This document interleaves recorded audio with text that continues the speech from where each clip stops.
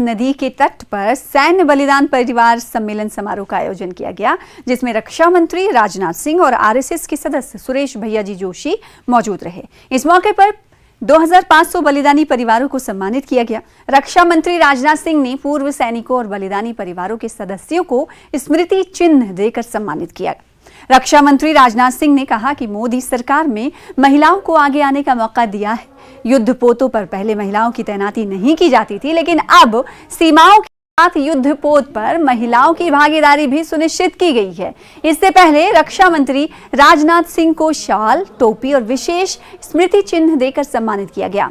कार्यक्रम में ब्रिगेडियर खुशहाल जगोता, शहीद कैप्टन विक्रम बत्रा के पिता जीएल बत्रा शामिल हुए।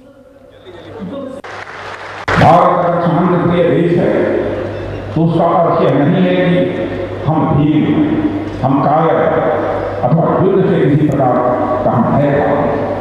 भारत को महान शासक भारत से प्रेरणा लेता है, जो शेरों के मुंह में हाथ डालकर उनका दाम जीते हैं, ऐसे महान भारत से प्रेरणा लेता है। हमारा विश्वास है, बातचीत से, समन्वय से, अपने मन का भाव निर्माण करते हुए हम सारे प्रश्नों को समाधान ढूंढ सकते हैं और ये सैकड़ों वर्षों से अपने यहाँ के महापुरुषों ने सिद्ध किया।